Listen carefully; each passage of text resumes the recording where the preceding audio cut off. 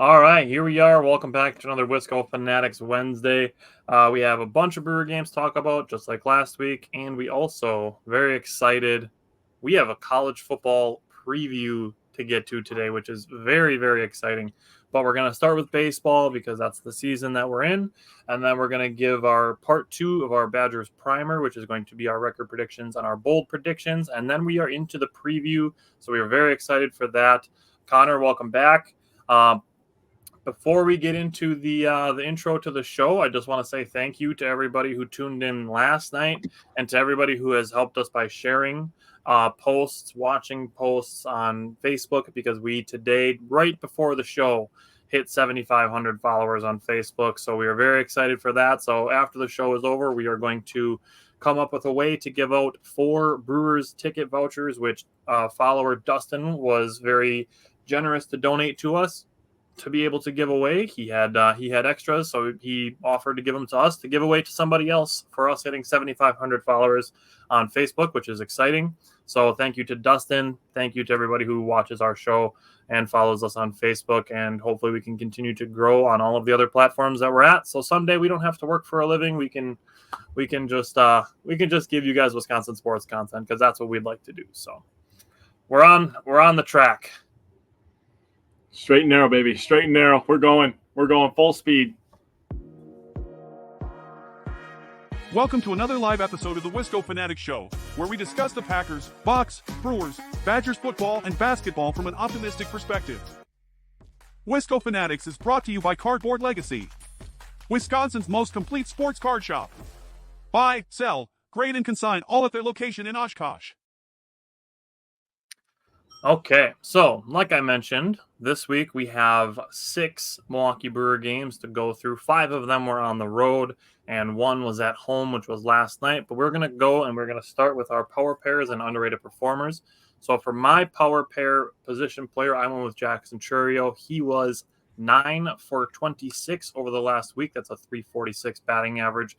We're going to talk about the mammoth home run that he hit last night. So we'll get into that when we get to last night's game.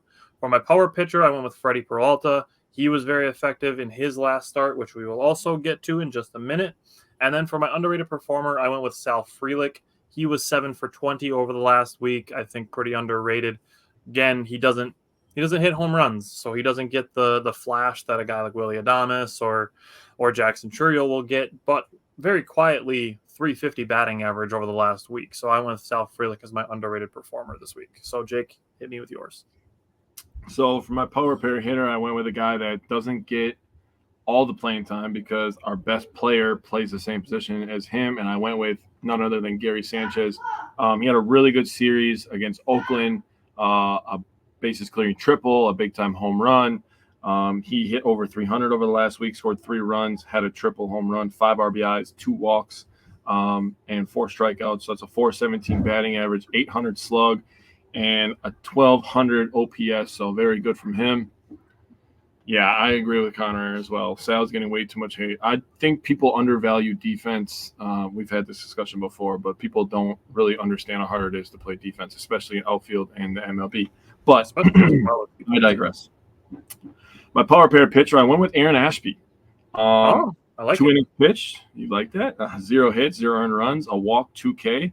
And I wanted to touch base with Aaron Ashby and tell people what's been going on if you might not follow as closely as we do.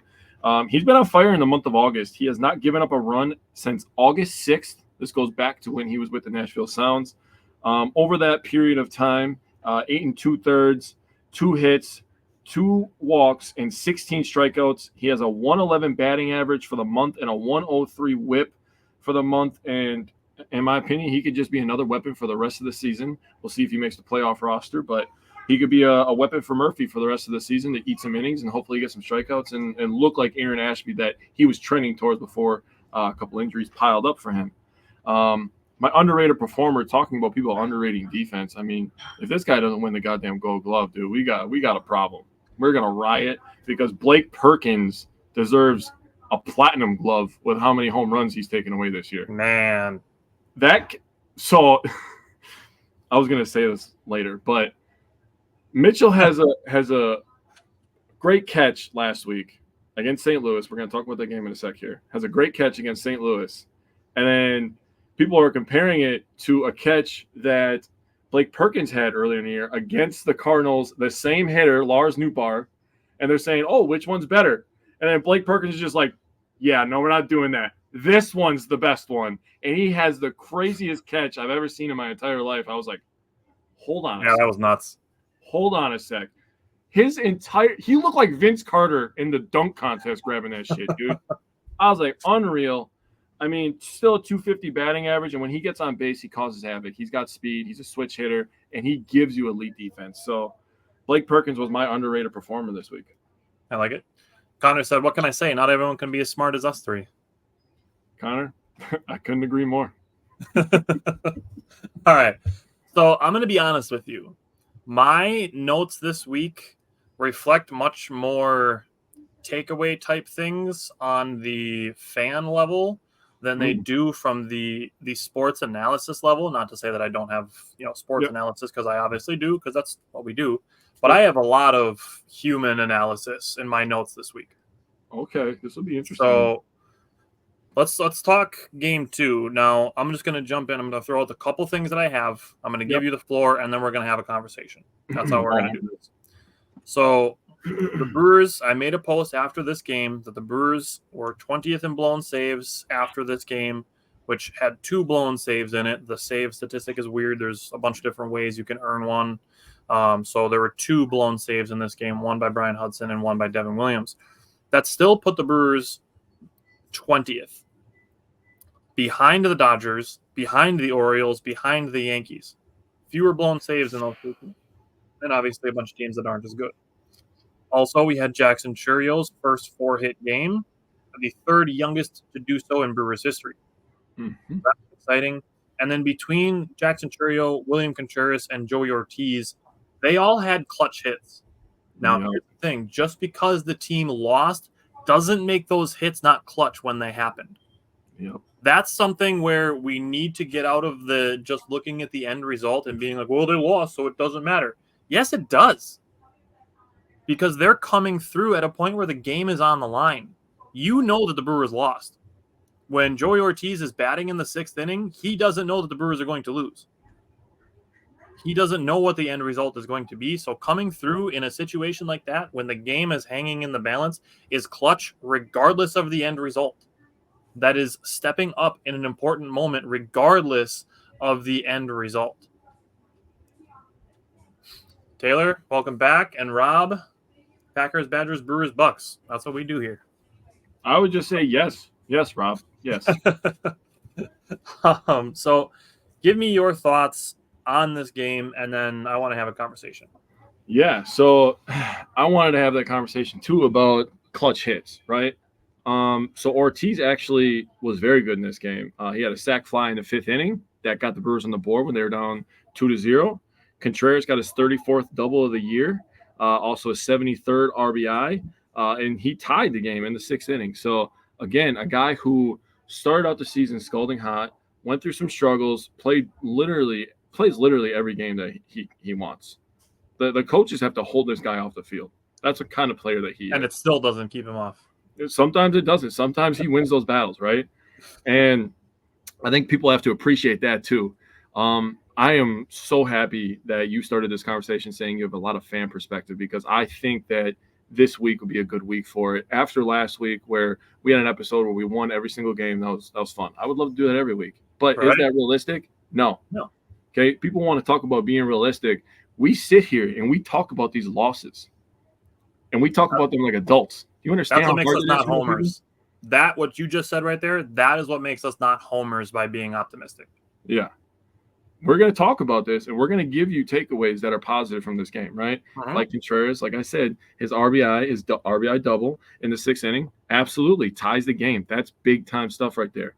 You get to the 7th inning, and you have a 20-year-old kid at the plate who is forming himself into the best player on this team, one of the best players in the National League. I do not care if people look at me sideways. He is forming himself into that.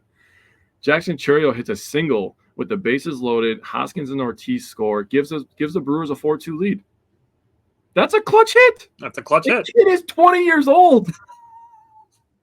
All of you people who are 40 who talk mad shit about MLB players, college players, NFL players, you would look like idiots at the plate. This kid is 20. He's up Or there the delivering. people that were complaining about his contract before the season started. Yeah. That is a bargain. You cannot tell me. I don't care what Yeah. your thoughts were before the season. You could have been like Jackson Churrio's dad before the season and still realize that we are getting a bargain for what Jackson Churrio is giving us. Dude, the amount of home runs and wins and highlights this kid is going to give us for the next 10 years is going to be insane. So you get to the bottom of the seventh. The Cardinals hit a 2-run homer off Hudson, tie the game, right? 4-4. Hey, Hudson's been fantastic this entire year, but this is another moment where you realize he's a human being. Mm-hmm. And you know what? It's another moment where you realize the other team's trying to win too. Yeah. Let me throw one other thing out there with Brian Hudson. He's a rookie. Yeah. Yeah. That's literally a rookie. Great point. And then to your point again, you get to the top of the eighth, and Joey Ortiz at the plate again, another rookie. Yep. And he doubles to center, getting a 2-out, 2 RBIs, 2-out, 2 RBI double. Sorry. Lots of twos in that one. Hoskins and Adames end up scoring on that. Give the Brewers a 6-4 lead. Everybody's high-fiving, feeling good. And you know what? We need to have a discussion. So I think this is a really good point to have a discussion about Devin Williams. And he struggled with command, man. And that just, again, the thing that I took away from this, I'm just going to say what I took away from this, since we're going to have a people conversation, is now I have trained myself to be this way. But when Devin Williams struggles, it makes me appreciate how good he is when he's on. That's fair. It makes me appreciate the command of a pitch that drops as much as his changeup does. It doesn't just get called the airbender for no reason because it sounds cool. It's because it's that damn good. So when he struggles with command and he's not dotting the corners, with his 96, it's okay. It's one loss. And you know what? We lost this game. And if you fast forward to right now, the Cardinals are in third place. So none of it matters. So I want to talk about this because there is way too much hindsight being used as people thinking that Pat Murphy is somehow hapless or doesn't know what he's doing. Yeah, I saw way too much Pat Murphy slander coming from this game. And yes, I get that Devin Williams was struggling with his command, but there is no scenario where you can tell me that Devin Williams wasn't ready to go for back-to-backs when he literally went back-to-back last week against the Dodgers, and he saw Ohtani and Betts in both of those back-to-backs. So there's not a situation that I don't trust Devin Williams in because he went back-to-back against two of, if not the two, best hitters in the National League. Probably the best. On back-to-back days. They're probably the best two. It sucks to say, but yeah, they're probably the best two. And he did it 2 days in a row against the two best players in the National League. So there's not a single situation that I don't trust Devin Williams. Yep. So that's part one. Now, what I will say is the first game of the back-to-back that he had against the Dodgers was only 7 pitches. So what I would propose is maybe we look at Devin Williams' usage by pitches, not by the number of days he's pitching. Now, this is a question that somebody who gets paid a lot more money than me is going to decide whether that number of pitches should be measured by the day, measured in 2-day increments, measured in 3-day increments, measured in week-long increments, measure in homestand increments, measure in series. However, this is something that's, like I said, somebody who gets paid way more than me is going to sit and figure out how the best to use these players. So this is just my perspective on this. So that's a question that I would ask for the Brewers pitching staff coaches, is to understand if it's less about the number of days that he's pitching and more about the number of pitches that he's throwing. Now, we're going to talk about last night's game when we get there, but environmental factors are also part of this. Tim Dillard has talked about it a lot in a place like Miami, where the heat is a factor, the humidity is a factor. Sometimes it makes your pitches bite too much because the grip is too much on the ball. It's more than you're used to because of the humidity and the stickiness. Like, these things are factors, and I'm not using it to make an excuse. Devin Williams didn't use it to make an excuse. Devin Williams, after the game, offered up no excuses. He just said, I didn't even make them beat me. He said, I beat myself. And that's the walks. That's the command. That's fine. We don't need to go further than that. Nope. We don't need to sit here and say Pat Murphy is doing Craig Counsell things and using it to somehow make it seem like Pat Murphy isn't a good manager because of one game, when what we've done up to this point of the season has Pat Murphy as a front runner for the Manager of the Year award. So that's part 2. Now, part 3, this I saw way too much of this type of comment, the quote, unacceptable loss. It's such a stupid phrase. I asked this to several people, and I did not get a single answer from a single person on what a quote acceptable loss is. Would it, if you're a competitor, wouldn't every loss be an unacceptable loss? Thank you. I mean, that's just the first thing that pops into my head when I think about that.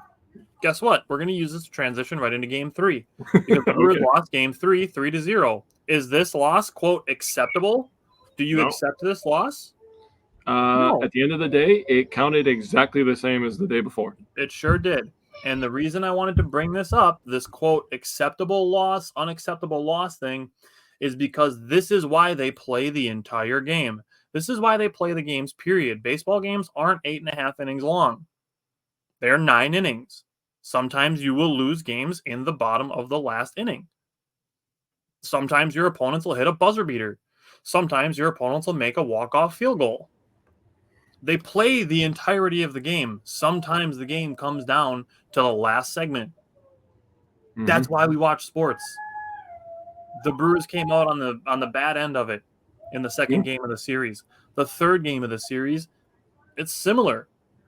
Do we maybe just need to accept that at any time, any way, or a turning point that losses can happen? Just because the Brewers didn't lead at any point of this game doesn't mean that it should have won, or it's an acceptable loss because they weren't in front. They didn't make the other team come from behind or hit a walk-off grand slam. Nothing about that makes the game acceptable. You look at losses, and it shouldn't be a term of acceptable or unacceptable. You accept all of your losses. Yeah. What is more important is to learn from them. Now, in the third game of this series, another thing that I saw somebody say is, quote, this is how long losing streaks happen. Oh. To a team that hasn't lost more than 3 games the entire season. Oh, my God. This is how long losing streaks start. With a 2-game losing streak, that's how any losing streak starts. I mean, it's a good point. The fact that somebody can sit here, and I'm going to open this conversation even further when we get into last night and Sunday's games. The fact that the Brewers can be the only team that haven't lost more than 3 games in a row at any point this season, and people are still freaking out after 2-game losing streak on the road to a team who is fighting for their lives, is somehow this catastrophic event that's going to cost the season. I have a way that I'm going to phrase this when we get into last night's game, but the last specific thing that I want to say on game 3 is people also need to give Jackson Chourio a little bit of patience when it comes to defense, especially on the road. At home, I can understand expecting him to know a little bit better because he's played in that ballpark a lot more. But expecting Jackson Chourio to know the ins and outs of every single stadium when he's playing in a lot of them for only the first or second series of his career, it's a little unrealistic. It's something that there just needs to be some patience for because every single field in baseball is a different shape and size. Yep. So there's a learning curve to that. It's not like basketball or football where no matter where you go, everything is the same size. Football is a little different too. Well, I mean, but the field is still the same size. Yeah. Oh, yeah. That's fair. That's like fair. The stadium's a different shape, and basketball, the floors are different colors sometimes. Yep, that's fair. But in baseball, the fences are at a different length. The fences are at a different height. The fences are in different shapes. It's the walls different. Might be closer to the. In Oakland, the bullpens are in foul territory, which is super wide. Milwaukee has a short foul territory. These are all things that until you are playing in these ballparks, you don't have a lot of experience with when you're a rookie.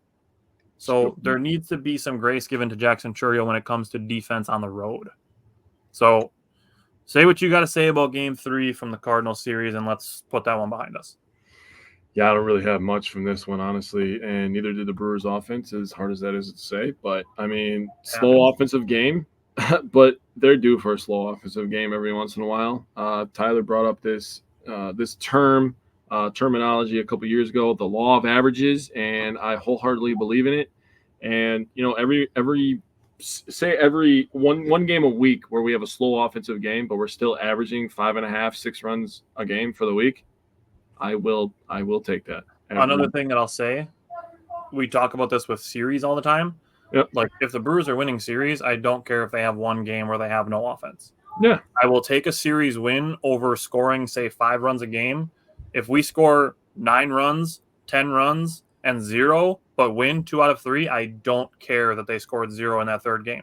I'm not going to care in a playoff series if they get shut out one game, but win the series. I don't care as long as you're winning series. And yes, I understand the Brewers did not win the Cardinals series. But in the grand scheme of things, when we're talking about being shut out once in a while, like it's not that serious that it's going to be some catastrophic thing that's going to wreck the season. Yeah, it really is a once in a while thing. But, you know, I wanted to say, I mean, the Cardinals won a game where they scored 3 runs. The Brewers won the first game of this series where they scored 3 runs. That's just how it goes sometimes. And then you have the game in the middle. And that game was just the Brewers got away from the fundamentals, in my opinion, of their defense and pitching. So, I mean, it happens. It is what it is. But give credit to Freddie Peralta. I mean, 5 innings pitched, 3 hits, 0 earned. He's put together back-to-back pretty good starts, in my opinion. So he's starting to put it together a little bit. Maybe he's amping up for the playoffs. That's something that would be really good for the Brewers. So hopefully that continues. But 3 total hits and 2 walks from the Brewers offense. Chourio, Contreras, and Mitchell were the 3 that got hits in this one. But, I mean, other than that, I mean, Nick Mears, that's a tough spot to be in. He went on the IL after this one. So Koenig had a good outing. Wilson had a good outing, which Wilson gets a lot of hate, but whatever. I'm not going to get into that right now. But, you know, it is what it is. You just turn the page like I'm going to do, but they don't get to do that in real life. And then you just move on to the next series. So I'm just going to throw this out there. Freddie Peralta, since the All-Star break, has a 3.20 ERA, a 2.18 opponent batting average, a 1.22 WHIP. Those are numbers you can certainly live with. Yeah, those are much better numbers. Yes. Okay, so we can go to the A's series. Now I want to throw something out there because, again, we're going to get to the third game of this series and we're going to deal with certain things. Yeah. We'll get to that. Yeah. Did you know that since July 1st, the Oakland A's are 25-17 coming into the series? Really? Yeah. They're playing good ball. 8 games over 500. That's good ball. I don't know if the White Sox have had a series like that in the last decade. Not wrong. But for the A's to come into this series with the Brewers, 8 games over 500 since the calendar turned to July, I mean, I'm kind of impressed. And, you know, I'm going to save a couple things for when we get into some of these later games, but we'll start with Aaron Savali. He gave up a leadoff solo shot and a couple of walks and a single in the first inning and 33 pitches. Now, I don't think he pitched badly. Obviously, he only gave up 1 run. He just wasn't his sharpest. His fastball and sinker just weren't the best. I thought his curveball was good, but for him to be pulled after 4 innings and 82 pitches, I don't think that's something where you look at his box score and you see, oh, he was pulled after 4 innings and 82 pitches. That's only like a 20 pitch an inning average. But you have to look at it inning by inning. At some point, the single inning pitch totals, they take a toll. Yep. And we've seen it happen to Freddie Peralta. We've seen it not as often happen to Colin Ray, but those things kind of snowball on you a little bit more than the total number of 82 pitches. So that's why I think, you know, maybe it was a little early to pull Savali, but that 33 pitch first inning, I think, had a lot to do with it. Now, what I will say is after the A's threatened in the first inning, the offense immediately responded in the second inning. To go Brewers go single, single, home run, single. 4 of those 5, the first 4 hits, all were over 100-mile-an-hour exit velocities. Mm-hmm. Love that.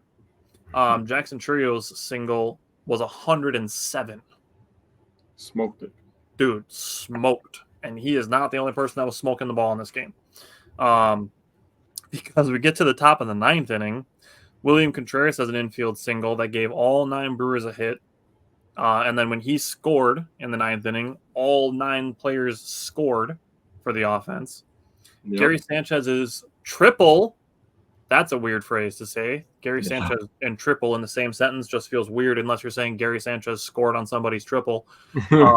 It's a weird phrase to say, but his triple was 105.5 miles an hour off the bat. And Rhys Hoskins hit a sac fly that was 107 miles an hour off the bat. Yeah, so we might not have, a potential underrated performer candidate. It could have been Rhys Hoskins because he is smoking the ball in the last 2 weeks. Yeah, he's hitting it really hard. And that's something that will eventually translate into hits. So I'm willing to be plenty patient on Rhys Hoskins as far as he's going with hitting the ball. Defensively, Willy Adames web gem to end the 3rd inning was crazy. For him to be doing that, and then Sal Frelick in the outfield. 9 putouts and an outfield assist, which the throw that he made was really great too, to catch the runner at third base.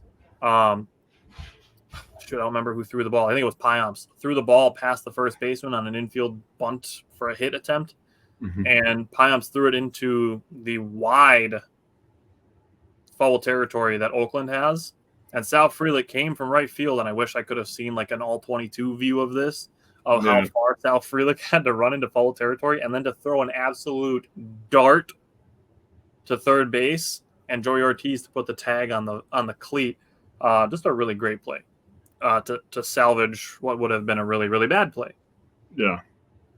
And then lastly, on the bullpen, Brian Hudson looked good. 2 innings pitched. He stayed on the corners, especially with his sweeper, which was great to see. Yoel Piamps, another scoreless inning. The defense picked him up with the error that he had. And McGill in the 8th, 1-2-3 inning. Ross gave up a single in the 9th and then went 1-2-3 right after that. So I was pretty pleased with the Brewers in Game 1 of the A series. Yeah. So first of all, I want to start this out. In my notes, I said, welcome back, Blake Perkins from the 10-day IL. He went 2 for 5 and scored a run in this one. So automatically comes back in and just makes an impact. Brewers went from a slow offensive night in St. Louis, had 14 hits. Like you said, every starter had at least one. There was 5 players on the Brewers lineup that had 2 hits. And we had 4 walks, 2 of those walks from Willy Adames. You might ask, why do I point out Willy Adames walking? Because people still say that he swings at trash, which is not true. He's showing unreal patience this year. His plate discipline is arguably the best that it's ever been. Yeah, he's absolutely balling this year. I'm going to double check because I think that is factual, but yeah. Continue.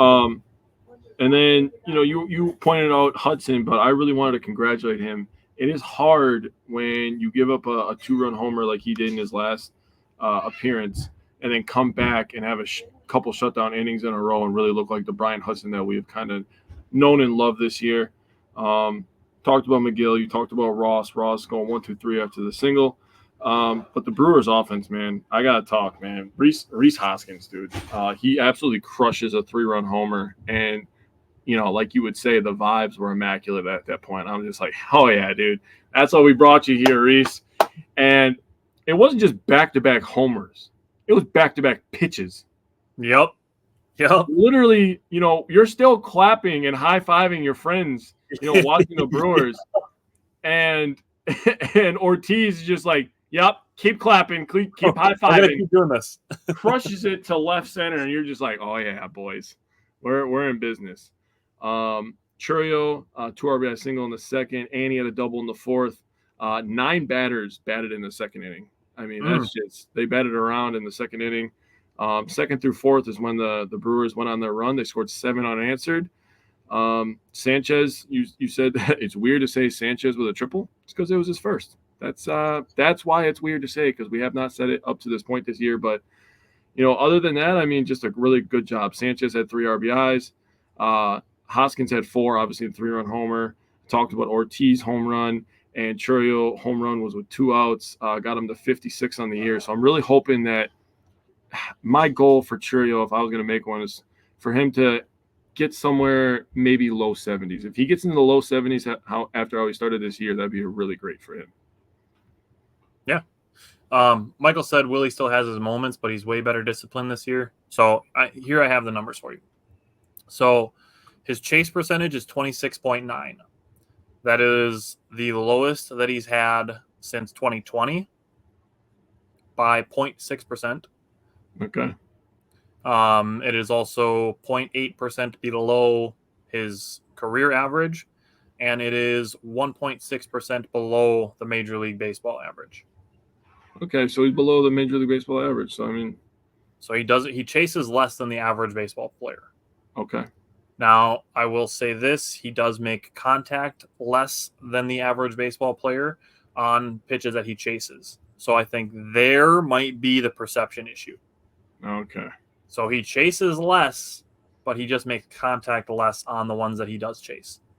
I'll tell you what, though, when he makes contact, it's usually very loud and he has cool bat flips. So there's that.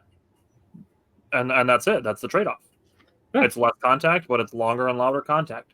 Now we're talking about 27% of the pitches that he faces that he's chasing.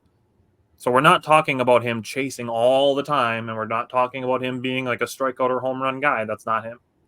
Mm-hmm. So the other thing I'm going to say on this is his whiff percentage is 29.5. That is 0.5% below his career average. It is higher than the Major League Baseball average, but it is still below where he's been at for his career. It's 1.5% lower than it was last year. It's a little bit higher than it was in 2022, but it's much lower than it was in 2021 and 2020. So it's arguably his best plate discipline year of his career. I mean, so he is technically improving, and he's still giving you the power. And he had a little struggle there for a little bit with defense, but he's still good defensively. He still has the arm, and he's still slick with the glove when he has to be. So, I mean, I don't think he's, after hearing that, I instantly go to contract. I don't think he's outpriced himself for Milwaukee, in my opinion. I'm still, and I said this probably like a month and a half ago, it's probably around the trade deadline that I said it. If you can do like a 2 for 45, that's what I would offer Willie Adames. I would love that. I think he would do that because he would still get with the young team that we have now. Mm-hmm. It would give the Brewers enough time to have Cooper Pratt, down in the minors for a little bit before he makes his MLB debut, which is going to happen. Tyler and I were first on that, by the way. We were definitely on the hype train right away. You can go back and check. We have literal video proof. And I think that'd be a good deal for him because then he could still hit the free agent market if that's what he chooses to do in a couple of years. This conversation brings me back to a conversation about Devontae Adams where I thought that he should have taken a 2-year deal with the Packers back in the day. But, you win some, you lose some. That one we won. This one I think would be a win if Willie actually took the 2-year deal. So I think we could win both. You know what I'm saying? Yeah. Okay. Let's go to game 2. Now, this is Colin Ray's day. And I think, unfortunately, his stats got a little bit inflated. He finished 6 2/3, 1 pitch short of his season high 103 pitches. The 4th earned run does go on Jared Koenig, allowing an inherited runner to score. No, Michael, I don't think that Michael Pratt and Cooper Pratt are related. They could be, but I don't think so. That would actually be insane. That would be wild. Like their parents are going to be like going everywhere. All right. That would be insane. I can look into it, but I don't think so. So the 4th earned run came off of an inherited runner scoring. The 2-run home run came to Brent Rooker.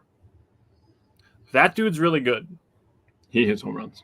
He hits home runs. He hits extra base hits a lot. Mm-hmm. And I'm going to save the other thing that I was going to say for game 3 when we get to it. But Colin Ray, 8 hits, no walks, 5 strikeouts. He did get 15 whiffs in this game. So 15 swing and misses by the A's in this game. His velocity was down a little bit, about 1.1 miles per hour with less spin. Just all in all, just a pretty average start from Colin Ray with a chance to win the game. That's all it is for. So looking at the bullpen, Jared Koenig gave up a double that allowed an inherited runner to score. That's only the 5th inherited runner that he's allowed to score the entire season. Yeah, that's pretty good. That is insanely good. Yoel Payamps gave another scoreless inning. He, after this game, was 11 straight scoreless innings. 16 innings pitched in those 11 straight scoreless. 16 out of 17 of his last appearances were scoreless. In those 17 appearances, he threw 16 innings, 16 strikeouts, only 4 hits and 4 walks. So I'm going to talk about a comment last night that somebody made about Yoel Payamps when we get to last night's game. Just know that. And you mentioned Bryce Wilson a little bit. Struggling a little bit lately. His spin was down on all 3 of his pitches during this game. I wasn't really worried that the Brewers were going to lose the game because he gave up a couple of runs. It was really just looking at trying to save the bullpen. Yeah. Offense. Already mentioned Rhys Hoskins. Dude is just smoking the ball. Scorching the ball. Smoking the ball. Hitting the ball hard. Anything you want to say about making square contact, Rhys Hoskins is doing that lately. It's going to translate. He's going to go on a hot streak. I'm fully behind Rhys Hoskins. He's going to go on a hot streak soon. He's waiting for the Philly series in September. Dude, he's going to hit fucking 6 home runs that series. He's going. So, just like the first game, the A's got a run in the first inning off of a solo home run, and the Brewers immediately responded with runs in the top of the second. Yeah. 5 runs on Friday, 3 runs on Saturday.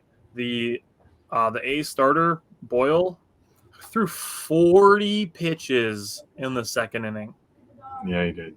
That's I can't even imagine what your arm feels like after throwing 40 pitches in a matter of about 12 minutes. Got to be burning. My shoulder hurts just thinking about it. Man. And then at one point, Willie Adames and Jake Bauers combined to generate 2 2-out runs with the Jake Bauers bomb. That's just one of the things that the Brewers scoring on with 2 outs, just what they do. They use all 3 outs, just like some teams are going to use all 9 innings. Sometimes people are going to score runs on you with 2 outs. Sometimes teams are going to score runs on you in the bottom of the 9th inning. These things happen. They do happen. All right, how did you feel about game 2? Oh, my turn. Okay, here we go. Your turn. Here we go. I'm ready. So let's talk about I'm going to start with the offense here, and then I'm going to go to pitching because I have some pretty good stuff on Colin Ray. 7 of 10 of the Brewers' hits were singles, but in my opinion, the Brewers' aggressive nature, which we've talked about, and I really wanted to write this down for context purposes, the aggressive nature of the Brewers on the base pads is what forced the havoc.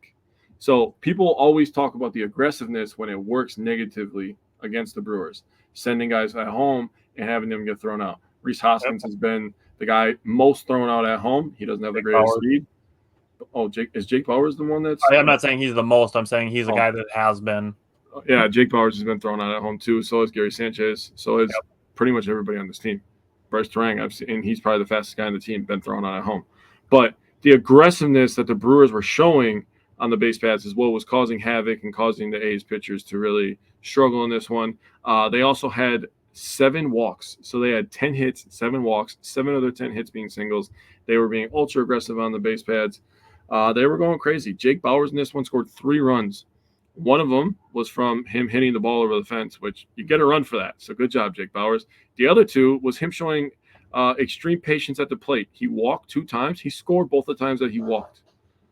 So when you talk about walks, and I always talk about walks with pitchers, and I'm going to have a really nice stat for you on Colin Ray here right now. So first I'm going to talk about 12 wins for Colin Ray. That guy is 12-4 right now. That is double the amount of wins he had all of last year. Love that. And we were still talking about him the same way we are now, because what have we always said about him? He gives us a chance to win every time he's on the mound. And the craziest part about that stat is through the first 5 years of his career, he had 14 total wins. Damn. He has 12 this year. Now, this is my favorite part of the stat that I found on Colin Ray. No walks in this one, right? Yep. Do you realize that for the last 3 starts, including this start, we have said that same line? 0 walks in his last 3 starts. That's a trend. That is 19 2/3 innings pitched of 0 walk baseball. That's pretty damn good. Love that. You want to talk about the Brewers not having an ace? I'm not sure about that, dude. I'm starting to question some things, man. 12-4. He doesn't walk people. He gives you a chance to win. I know that he doesn't have the high strikeout numbers, and he doesn't have overpowering stuff, and he's not going to be on pitching ninja every time he starts a game. But he gives you a goddamn chance to win. And in my definition, I like winning. So if you have a guy that goes on the mound and you can feel confident that every time he goes out there, your team has a goddamn chance, that's an ace to me. Yeah. He's going to give you 6 innings.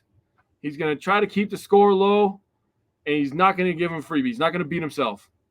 Love that. Dude, we need to get a T-shirt that says Colin Ray Fan Club, and just wear that every time that we talk. We'll change shirts and go into the Colin Ray Fan Club shirt every time we talk about him pitching because, honestly, I'm becoming a big fan of him. He's been fantastic. Now, one more quick note on the offense. We did have 6 people record RBIs, and outside of the pitcher not walking anybody, which we had 1 total walk, it was from Jared Koenig. I love when multiple people produce for the offense. That is my favorite notes to take because I write down my little RBI section, and I'm like, oh, hell yes, dude. I get to write so many names right now. I hate the games where it's just like 2, which we're going to have one in a second here. But the ones where I have 6, Bowers, Hoskins, Perkins, Contreras, Mitchell, and Churio, all at RBIs. Mitchell with 2, Bowers with 2. 4 of those RBIs that I just mentioned were with 2 outs. So you talk about 2-out RBIs. Bowers with the home run, his 11th of the year. And it's a good day when you have all those things add up. The Brewers got a series win in their last series in Oakland. So I love it, man. We can move on to Sunday's game if you're ready. Okay. Michael said, love it, guys. Unfortunately, work is next for me. Watched your show last night this morning. Excellent. Thank you, Michael, for watching it last night and for tuning in for a while tonight. We'll plug last night's show in a little bit, or if you follow us, you can just scroll back to last night. Game 3, honestly, I hate that there's a couple things that just stand out. I'm going to say on the baseball side of it, undefeated Bears. Ooh. Yeah, preseason champs again, baby. Hey, I've said it before, and I'll say it again. If the Super Bowl was played in July, nobody would have rings. They'd all be in Chicago. Game 3 of the A's series. Willie Adames' home run was the longest hang time of any home run he's hit in his career. An absolute definition of a moonshot home run. The other thing that came from this game is obviously the umpiring. So, Jake, I don't know if you have any thoughts you want to give before we talk about CB Buckner, but there's no way of working around it. Like, I respect Frankie Montas for giving it everything he's got. And it's unfortunate that he got shafted by some bad officiating. But, I mean, like I said, I respect him for grinding through it. But I'll let you give any other takeaways that you have before we talk about that. All right. Well, I'll start from the top here. Frankie Montas was really good in the first 2 innings, or first 3 innings. I apologize. The A's went down in order in the first 3 innings. He was just 1, 2, 3, 1, 2, 3, 1, 2, 3, and he was just doing his thing. And if you're a Brewers fan and we win the first 2 games, you're looking at this and you're thinking like, we're about to sweep these son of bitches. And for context, when you talk about how the A's were 8 games over 500 coming into this series, I mean that is impressive. I don't care what their record is right now. But at that current moment, they were playing good baseball. So, I mean, for Frankie Montas, who people were very skeptical of the trade when it happened, I mean, he's been pitching really good as of late, in my opinion. You know what? I want to know. I want to know what his stats look like as a Brewer. You know, it's really going to suck when you look that up because, you know, that he did get shafted in this one, like you said. I'm going to have a really hard time keeping my cool when we have this discussion, but I will try my best. And this is also the game where my power pair pitcher, Aaron Ashby, came into play. He went 2 innings in this one, 0 earned runs, 1 walk, and 2 Ks. So he looked fantastic. Velocity was very good. You talk about Sanchez, you talk about Adames. They both had home runs. And the Brewers were 0 for 1 runners in scoring position. So, I mean, it's a 1-run loss. They won the series. We've talked about this all the time. You give me 2 out of 3, I'm going to be okay. Yep. Now, here's the thing. So, Frankie Montas has made 5 starts with the Brewers. He's 2-1. Mhm. He has a 3.33 ERA in 27 innings pitched and a 1.19 whip. And that includes a game where he got shafted. That's not bad at all, honestly. That's very good. Yeah. At that rate, I'm excited that we get him back next year on a team option. Yeah, me too. So that's that part. Now, we have to talk about – I hate that we have to talk about officiating. I wish it was a conversation we never had to have because it never affected a game. I wish that was the case, but unfortunately it's not the case. The umpire scorecard for this game was brutal. Yeah, it wasn't great. CB Buckner's accuracy was 5% below the expected accuracy with an estimated 2.34 runs in Oakland's favor. In a game, the Brewers lost by 1. Now, we have said this so many times that we will not blame losses on officiating, but it's really hard to not give CB Buckner a lot of credit for it. Like, the Brewers still could have won this game. They lost by 1. It was never like they got blown out because of the officiating, but you can't just ignore it. All right. I'm struggling to find the correct words because I don't want to just explode. This law, it sucked when you watched the game, right? Like I'm gonna be honest. Like we talk all the time about being level-headed and stuff. I was getting a little irritated watching this game. I was like, dude, what the hell is he looking at right now? I was and like, then how it progressed. Yeah, it got worse and worse. And like we talked about this with Angel Hernandez, for a long time, where you were just like, dude, you were just calling that a strike, and now it's 4 inches outside. And you're still calling it a strike? Like, what? And that's the thing. Like, if you're bad, just be consistent. So at least even for both teams. Right. The fact that Montas is painting corners and getting them called for balls, and then Blake Perkins is striking out on balls that are like this far outside the strike zone. Like, that's where it gets to the point of like, what are we doing here? Yeah, it's like, as a fan, I just made some of the dumbest noises of all time because I was stuck in between words. But as a fan, you just sit there and you're just like, what? Like, what other response are you supposed to have? Like you just look at it, you're like, what did I just see right now? Is the pitch calm on the screen? Is that way off? Like, what's wrong here? But clearly it was just him, and I don't want to say it, but maybe he had an agenda. I don't know. Maybe he wanted the A's to win their final game against the Brewers in their stadium. I'm not sure. I'm not, a conspiracy theorist or anything like that. He was just really bad. He could just be bad at his job. He could just be bad at his job. I mean, we've kind of talked about this with things like the obstruction rule and stuff like that, and officiating and umpiring. I'm starting to see it suggested a little bit more that, like, at the end of the year, like the bottom 3 from the Major League Baseball and the top 3 from AAA should swap. And I'm getting more in favor of that. I 100% agree. I don't care about how long you've been in either. If you're excelling in one and you're decelerating in another, you go down. Yeah. Send them down. Make them earn it again. Yeah. Yep. I like that idea. I get that there's like umpiring unions and shit, but yeah. I don't see any reason why to not do something like that. Should be a privilege to be at the top level, right? What's that? Should be a privilege to be at the top level. Yeah, and if you're really good at your job, you should get promoted. Yep.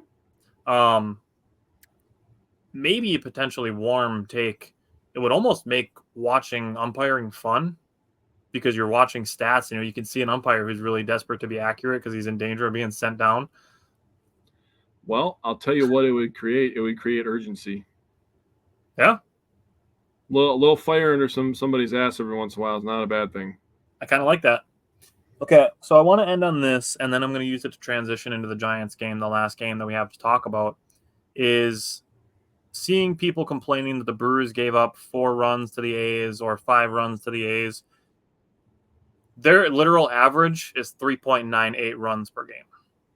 They literally average 4 runs a game. So somebody being on Twitter, this is where this happened. Somebody being like, the pitching is trash. They gave up 4 runs to the A's.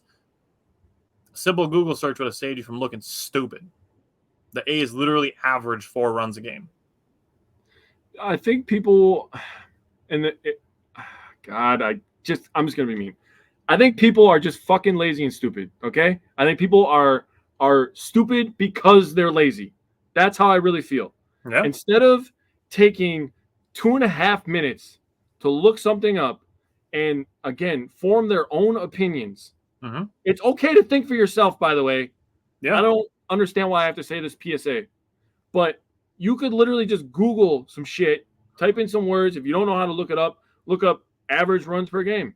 And then it'll bring you probably to MLB.com is what I would assume be the first thing that would pop up.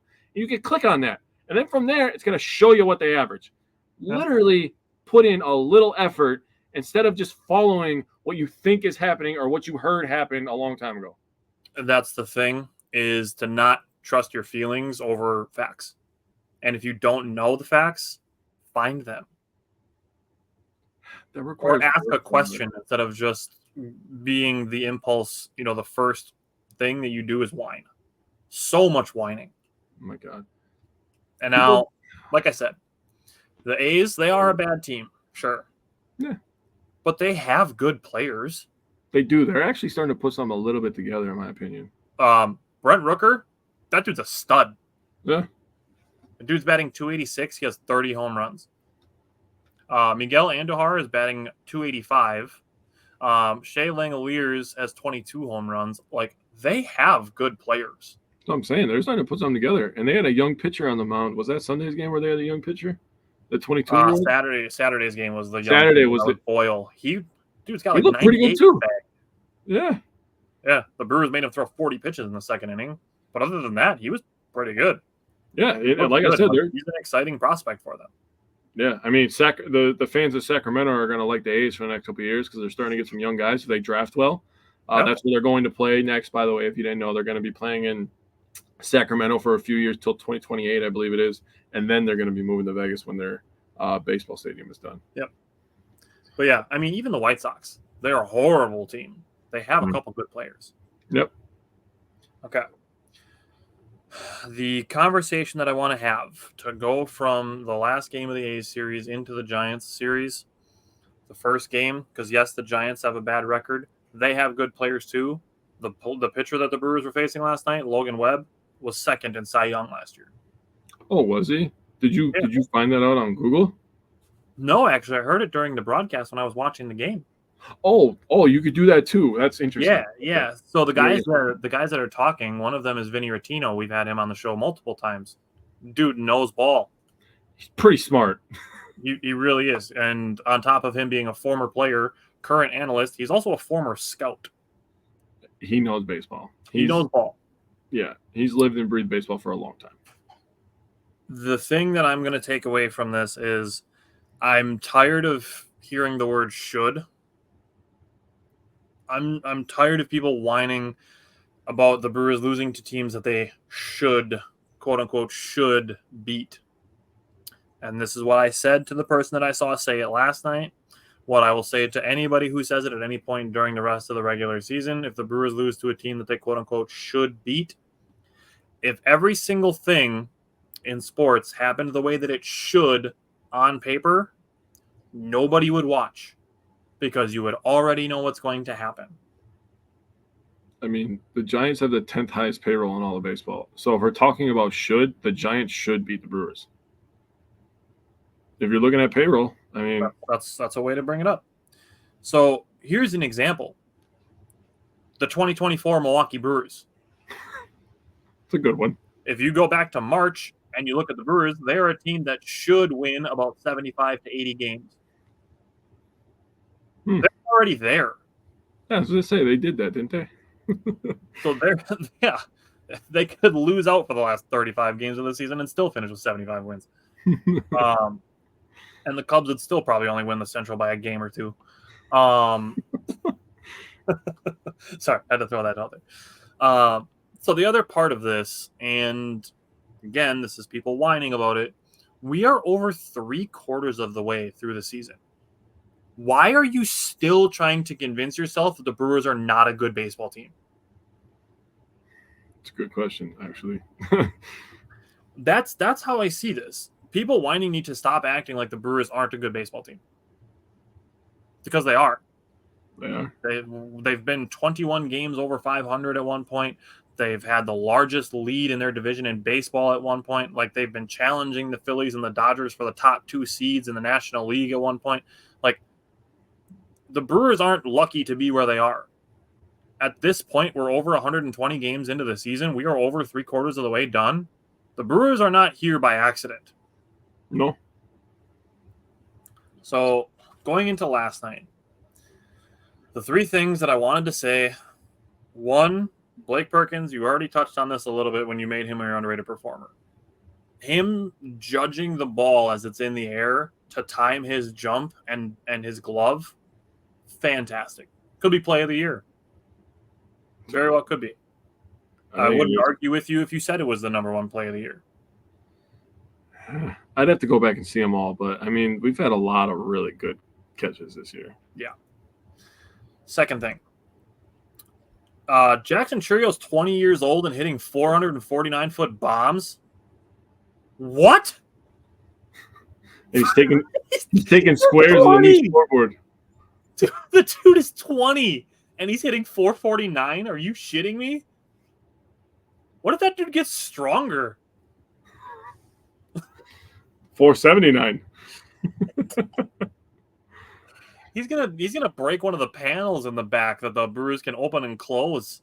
I hope so, dude. That would be legendary. Oh my god, the fact that Jackson Churio is 20 years old and he hit a 449-foot home run is insane. I love it. And the last thing is more of an analysis thing. Is if you're an opposing starter and you're preparing to face the Brewers, you got to just be dreading it. Gotta be. Even Logan Webb, who, like I said, finished second in the Cy Young race last year in the National League, you just have to be dreading facing the Brewers, knowing that they're going to grind at bats and drive up pitch counts. Logan Webb had to throw 33 pitches in the first inning. That's tough. It is. Yeah, man. If I'm gonna piggyback off this if you don't mind. Yep, have at it. Give me your talking about dreading that lineup, man. They could drag out at bats. They'll just freaking foul ball, foul tip you to freaking death. They'll bunt whenever they have to. They'll steal a damn base, and they will score runs with 2 outs. I mean, you have to just be completely locked in for every single pitch against the Brewers. The Brewers are a fun team to watch. Yep. And we are blessed to live in this state, to have them as our team. We get to be fans of this team. That was such a great question, the way you posed it. Why are you trying to convince yourself they're bad? They're fun. They steal bases. They bunt. That's for all you boomers out there. They bunt. Ugh. They're starting to hit home runs. I mean, they play crazy defense. They have long stretches where pitchers just absolutely dominate. Players get on fire. I mean, Adames has been jacking home runs all year long. I mean, Jackson Churio's up to 16. He joined an elite list of players that hit 16 home runs in their rookie season or 20 years younger season. Got a legit shot to go 2020. He does. 20. I think 2020 at 20, dude. That's a graphic. That's a graphic. If we thought the same thing, that's a graphic. But for the Brewers to lose this one, to get into the game breakdown a little bit, for the Brewers to lose this one and Payamps to be the one to give up the run, and I'm not going to touch too much on it, but dude, it happens. Okay, the guy was literally 16 of 17 scoreless before this. Yeah, dude, he literally dominated for a half a month. If you break it down, if he pitched every single day, like you take a half of a month, he dominated. Great. I'm going to go on a limb. Somebody saying like, "Oh, why do I feel like I need to turn my TV off every time Payamps is coming in?" And I said because you think with your feelings, not with your brain. Well, either that or you haven't watched since April. So I mean, that's your problem, buddy. But I'm going to go out on a limb and just assume that you have never been as good at your job for 14 days straight as Joel Payamps has in Major League Baseball for 14 straight times. I can pretty confidently make that bet. But the ball was flying last night, and then you're talking about elements. I mean, the ball was flying. There was 5 home runs in the game last night. 2 by the Brewers, 3 by the Giants. 3's bigger than 2. They scored 5. We scored 4. That's just the way it goes sometimes. Yep. People. It is what it is. And, I mean, I really don't have any issue with losing one game because I can control my emotions like a normal human being. You win tonight, you win tomorrow, and you get a series win. Yeah, and then we go into a 4-game series in Cincinnati, which we're going to win 2 on Friday. So, I mean, relax. Yeah, so after that, we have a 4-game series at Cincinnati now, like Jake said. And then we are back home to face St. Louis. We will have the first 2 games of that series next week. Yep. So that's what we got for the Brewers. Anything else you wanna say on the Brewers before we switch? 5 wins for the Brewers coming into next week's episode. They're sweeping the Reds. I would like 5 wins as well. They're sweeping the Reds. Well, so you're thinking 5-1? Yep. All right, I'm with that. I like it. You ready to switch? Is it? Can we take a moment? Okay, we can let Mikey in. But Yeah, you're gonna let Mike in. I want Mikey to be part of this moment. Can we take a moment, fellas? Because this is the first season preview that we have for football. It is back. We have made it. It has been a long summer, but we're here, boys. We are here. It's no more watching season, these baby. highlights. No more watching highlights, boys. It's game time. Finally. Hey, let's go, dude. I'm so jacked up. I kept thinking, dude, just make it to Friday. Just make it to Friday. Just make it to Friday. And we have fucking football, dude. Yes. Let's go. Let's go. Let's fucking go, boys. So very excited now. Excited to be here, like always. We have a new structure for this season as well, which I'm very excited about. Yes. So this season, I'll save it before we get to the preview. Let's do our record predictions and our bold predictions first.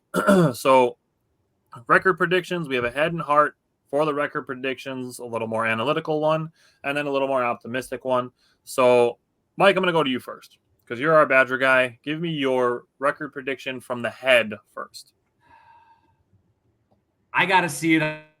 That's what I'm going to – that's my, thing going into this season. I know last year, I think we were all pretty high. I think we all had fairly high records with this team. I probably should have been better in terms of evaluating when you got new offense coming in, new defense, new everything essentially. And, we learned first and foremost what happened, obviously. So I went with 8-4 in my head. That is there's still a little bias with that because I don't know. I just look at this schedule and, just breaking it down here. I do think I look at 2 things, right? The first thing I look at is obviously the Alabama game. That's one of the biggest. I don't know if we're ever going to play Alabama at Camp Randall again. That's the marquee matchup of this schedule, right? And then the one thing that I really pay attention to is that 3-game stretch with Penn State, Iowa, and Oregon. I think I wrote this down as an important note. I think arguably that the Penn State game specifically might be the most important game on this schedule. I say that because the Badgers have not beaten Penn State since 2011. That's pushing Ohio State close to the last time we beat Ohio State. And guess who was quarterback when we beat Penn State that last time? He's in the Russell NFL. Wilson. I believe it was Russell Wilson. Yes, it was Russell Wilson. So we're due to beat these guys, and I think you could argue it's one of the most important games because you look at everything else. I know Oregon's going to be Oregon. Iowa, I know Iowa's right up there though too because I think this might be our second or third year in a row. I mean, if we go down against them, but just looking at it, it's a tough schedule. But I got 8-4, so from the head. All right, so I'm gonna jump in here while Tyler is looking something up real quick. Get out of my goddamn notebook, you son of a bitch. I wrote down that stat about Penn State. So for my record prediction from the head, I went 9-3. So the 3 losses I have to Bama. I think that one will be really close, but I don't think that the Badgers will have quite enough. And I think it's a little bit too early in the season for them to have enough to beat Bama. Bama's ranked number 5 or number 6 in the country right now. I mean, they're Bama. They dominated for a whole decade. I will say, though, the things that are in favor is no Nick Saban and Bama on the road. That plays a big favor for the Badgers. So I think it'll be a little closer than people think. The next loss I have is at Iowa. I mean, that's just an incredibly tough place to play. They play a really tough brand of football. That place is one of the best home stadiums, not just in the Big Ten, but in the entire country. So I could definitely see them losing that one. And then I have them losing to Oregon. So then you think, are they going to beat Penn State? You know why we're going to beat Penn State? Because the boys are going to be jacked up for homecoming, boys. It is homecoming week. They're not losing on homecoming to Penn State. They get their first win against them since 2011. Like Mikey said, get out of my notebook. 9-3. You can write it down. But I'm with it, dude. I'm here. So I'm lower than you guys. Sorry. That's fine. From the head, looking strictly, we knew this coming out of last season that their schedule this year was a gauntlet. Oh yeah. And if the Badgers were to finish 7-5, like I have them from the head, I'm not going to be mad if they go 7-5 this year. Now, the 5 that I put on here were Oregon, at Iowa, Penn State, Alabama, and at USC, just because it's going to be their first time going there. They're going to the West Coast. It's a longer trip than they're normally making during Big Ten season. So I put that one on there as a potential loss. So we can go to the heart predictions. Now, Mike, give me your record prediction from the heart. It's 10-2. It's honestly 10-2 for me, even from the heart. I think Oregon is pretty much a favorite to win, not just the Big Ten, but just the Everything. whole damn thing. Yeah. Dylan Gabriel's a Heisman Trophy finalist for sure. This is a foregone conclusion. We haven't even played a goddamn down yet. Yeah. If that whole team stays healthy, I mean, Oregon's going to be right there till the end. It's going to be them or Ohio State. And then I put Alabama as a second loss. But what kind of like to Jake's point, I do expect us to be in the game. I really, really do. Fans got to remember, we do have a bunch of experience coming back from last year's team. We have a bunch of like upperclassmen, both sides of the ball yet. Like, as far as, whether it's like the overcome adversity part or being like too intimidated about, stuff along those lines, I think we're in a good spot. Sometimes there's just more talent on the field, right? So I got 10-2 from the heart. I do think the actual like ceiling of this team could potentially be 11-1, like the ceiling, like the literally tip top of it. But I just think Oregon's too good. Iowa's definitely beatable. I mean, we're on the road and everything. I know we can beat them. I don't think Penn State is still where they're going to be. They do have a new offensive coordinator coming in, Andy Kotelnicki, who for any Wisconsin college football fans, he was at UW-Whitewater. He was the offensive coordinator under Lance Leipold at Kansas and at Whitewater. So that's why I pay attention to them a little more too in the offseason. But definitely those two are beatable games. I do think going to USC, I love going into that game because, number one, we actually have a bye before we go and play out there between the Bama and the USC game. They're also coming off – they're also playing Michigan at Michigan the week before. So hopefully we're going to get them at a good time. Maybe they're not going to be quite as healthy, or maybe just not in the right mindset, kind of. So maybe the Badgers can go out there a little early too and get kind of acclimated to the time change. And I'm hoping we kind of just catch them off guard. So I'm actually really high on that USC game for the Badgers personally. Yeah. Miller Moss, I don't know. I think USC is still pretty overrated in my view. I think they're going to get smacked in the Big Ten a little bit personally. Yeah. But, I mean, I've been wrong on this show plenty of times before, so we'll see. Do you guys remember when Nebraska came over to the Big Ten? Oh, of course I do. That's my prediction for USC for the first couple of years, and I'm not shitting you. That was the Russell Wilson coming out party.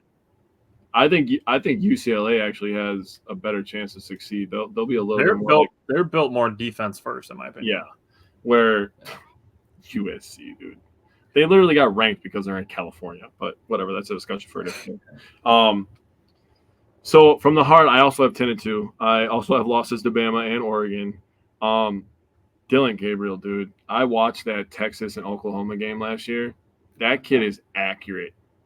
He's good. And He's you real put good. him in a wide open offense like Oregon. Oh my goodness, dude. You're just asking for trouble.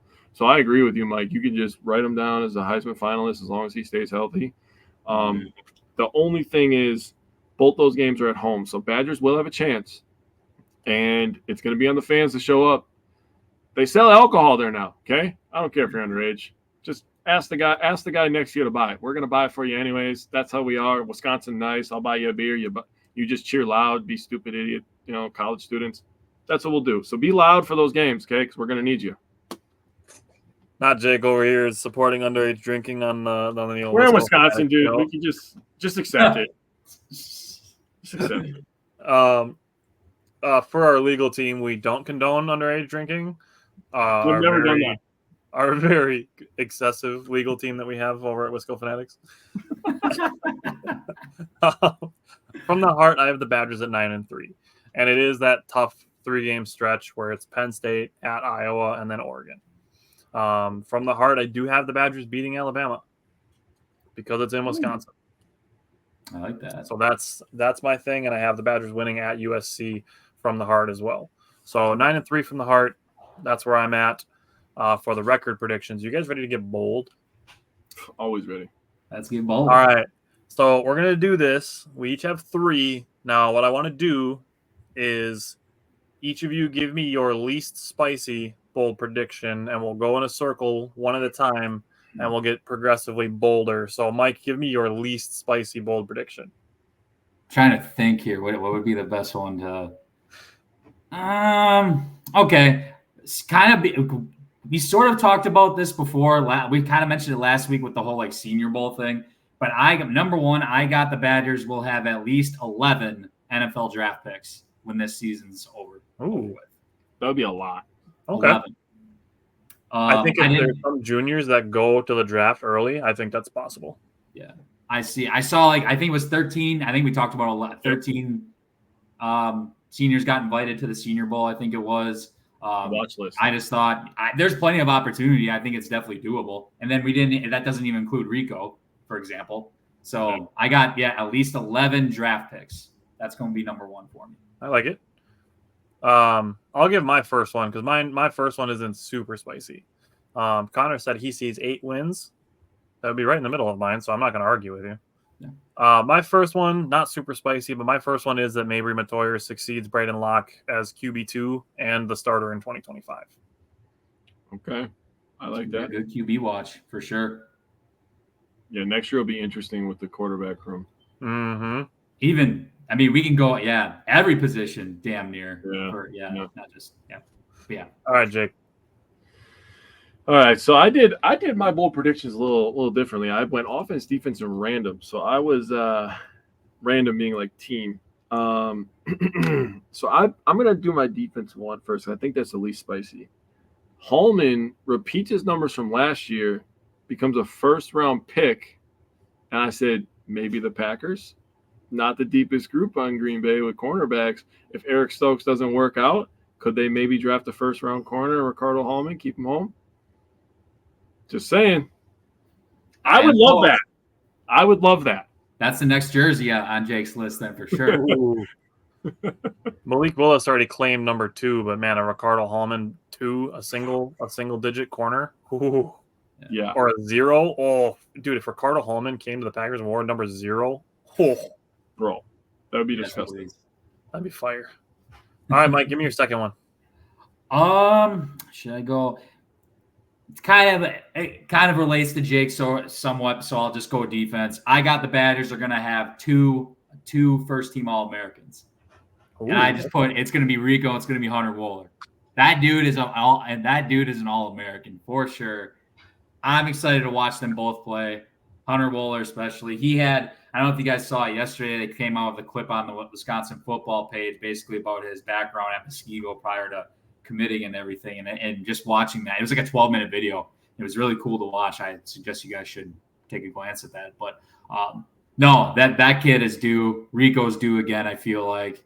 And he might not even get as much action this year because no one wants to throw it to him. We've talked about that before too. But no, both those dudes are going to the NFL. I think our defense, I mean, I'm going to talk about it in a little while with the secondary, as you guys know. So I'm excited to watch this group, particularly in the secondary. Hunter Wooler's a stud. He's going to be in it. This is his year to not just be all conference, but all American as well, alongside Rico. Yeah. So Connor threw a bold prediction in here. He said that he thinks the recruiting side, the Badgers are going to flip Gentry. It's his first name, Zadian Gentry. So basically, it's a top three with Wisconsin. I want to say Baylor, and then SMU, who he's currently committed to right now. So, they've been trying to flip him for a while now. So, hopefully we can get that done. We love our lengthy cornerbacks with this new coaching staff for sure. This is another 6'1", 6'2" corner with blazing speed. So, we'd love to have him. So, you guys both went defense on your last two. I'll play along. My defensive one that I have is the Badgers have 3 players over 100 tackles. Damn. And it's going to be Hunter Wooler, Jake Chaney, and Jaheim Thomas. I love that. I could see literally all 3 of those guys line up in different spots on the field. Like, not just like being designated as like middle linebackers, or in Hunter's case, a safety. You're going to see those dudes all over the field. So that is more like, I could definitely see that happening. Like, all right, Jake, give me your second one. All right. So you're going to hear this. You're going to be like, wow, that's not your craziest bold prediction. Because this is bold prediction, boys. We got to amp it up. Badgers make the college football playoff, but not just that. They make the Final Four in the college football playoffs. Okay, now we're talking. I will say a loss in the Final Four would hurt like hell, but it would also be exciting as hell to have the season go that long. Oh, yeah. I like it. Mike's got to crack his back for the last one. All right, Mike, give me your last one. This isn't as spicy, but I mean, it's still spicy. So I'm not going to name names on this one because with the depth in this room, I think it's open for interpretation. I got the Badgers are going to have not only one, but 2 1,000-yard rushers and a third one. And there's going to be a third guy who's going to rush for 500 yards. I keep going back to this team and I look at, okay, what position group really has the most depth and like the most like proven depth like right now. And I'm just staring at this running back room and I'm just like, I think there's so much opportunity in this running back room to like have one hell of a year. And when you sprinkle on like 2 highly touted freshmen or even Jackson Aker, who can play running back. You got Katie Akameli, who can play running back. We have options in that room, and which is why I honestly think we're going to be running the ball probably more this year than pass. If you ask me, I think we will. That's just my gut feeling going into it because I think we have the most proven depth in that group. Everyone but the freshmen, of course, have experience. So I think we just sometimes you just give it to your bell cows to get the shit done. And I think we're going to be ending up running the ball more than passing, believe it or not, in the air raid. Mike, let's link arms. Yes. I have the Badgers will have 2 running backs over 750 yards, but will have 4 over 400. Okay. Oh. So that would be 16, at least 1,600 yards. Okay. Yeah. I mean, yeah, we're kind of thinking the same. We're on the same wavelength. Yeah. Okay. Connor threw out that Amari Snowden will get in the 2 deep by the end of the year. I'm on board with that one as well. We would love that.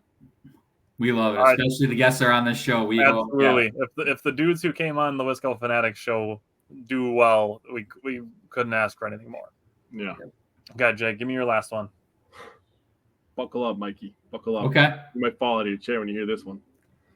The Badgers will have 6 first-team all Big Ten players on offense. Ooh. Just offense. 6. Tyler Van Dyke, I wrote him down. I predicted him. Tyler Van Dyke, I had to pick a running back, and I went with Malusi because he's probably going to catch the ball a little bit more. Go. Pauling, Jake Renfro, our left tackle, Jack Nelson, was blanking on the first name. I apologize. And Riley Mullman. So 3 offensive linemen, a wide receiver, a running back, and a quarterback, all first-team Big Ten. Let's get it, boys. That's how you go 10-2. That screams Final Four for sure, like you said before. Okay. Let's go. 100%. I'm on board, boys. Let's go. Let's get this done. Connor said would love to see Jackson Aker do well. I went to school with him and played football with him. That is really awesome. I mean, you know some guys that would love to interview him. Just saying, Connor. Yeah, we're all for it. I'll be really nice to you in fantasy football if you make that happen. I'm not bribing you, but I'm bribing you. All for All it. right. Here we go, boys. It's time to do a preview. We have a preview this week. Oh, and Connor, you are with us on Patreon, so you'll get to watch this game with us on Friday night. Yes. We have a preview going now. I kind of mentioned this a little bit. I'm going to tell this about this now. We have changed the way that we are going to do our recaps and our previews by breaking up the offense and the defense and adding special teams into this. We have designated things. So last year we did this with the Packers where we broke it up where everybody's got a handful of topics to watch. And it makes it easier to focus on just a couple things instead of trying to watch the entire game and then coordinate what each of us are going to talk about in between Saturday and Wednesday. We just have the things that we're going to focus on this season, and that's what we're going to do. So this year, Jake is going to focus on the D-line, the O-line, and special teams. Yep. Mike is going to do the secondary and the run game, and I'm going to do the linebackers and the passing game. It's going to make it easier so that the three of us can each just focus on one aspect of offense, one aspect on defense, and be able to tell the other two what we're seeing in between plays and going through these things instead of all three of us trying to watch all 11 players on each side of the ball and still try to find, some things that maybe nobody else is noticing. It's going to be easier for us to find those things if we're each just watching one section of the team at a time. So I'm really looking forward to us doing it this way this year. So we're going to start on the defensive side of the ball, and I'm going to go to Jake first, and I'm going to have Jake talk about the defensive line. So when I was thinking about doing it this week, I just wanted to introduce everybody to the players that you will be seeing the most. I wrote down the numbers because some people are just numbers people, especially when it comes to football. I understand that. When we were watching my son's game last night, we kept looking for 22 because they're all little and they're all wearing a white helmet with a red jersey, and we got to look for numbers. So that's just how it is when you're up in the stands and these kids are this dang big up there. So on the defensive line at the end position, the verbiage on the defense for this year is 3-4, but they do name 5 DBs. So that obviously is an illegal formation, so that cannot happen. But they have 3 defensive line positions. So the first one is James Thompson. Everybody should know who that is. Big number 90. He's a redshirt senior. I think he's absolutely going to eat this year. The aggressiveness from last year to this year, I think, will be fantastic. The second one, the backup to him is Eli Hills, also a senior. So what I noticed when I was doing a little bit more research on this is we have a lot of seniors, especially on the D-line and on the whole offensive line as well. So then you get to the nose tackle position. That's where you have Kurt Neal, number 92. And then you have Cade McDonald backing him up, number 96. So that's just 2 big boys. 2 guys that are in that position, you're going to have to be a space eater. So you're going to take up 2 blocks. That's really what you're going to have to do, especially if Tyler's prediction of 100 tackles for a middle linebacker is going to happen.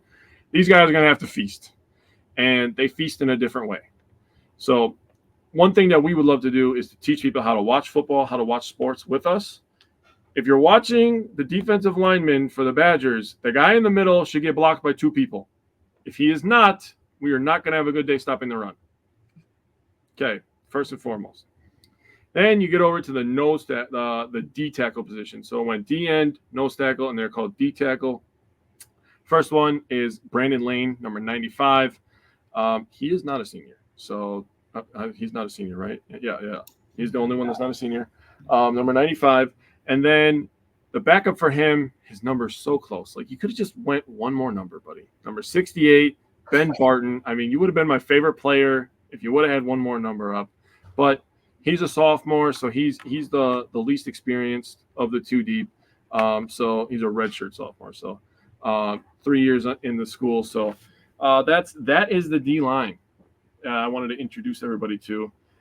They're going to have to take up blocks in a 3-4. We have a lot of experience with that with the Packers. The big boys up front have to take up blocks.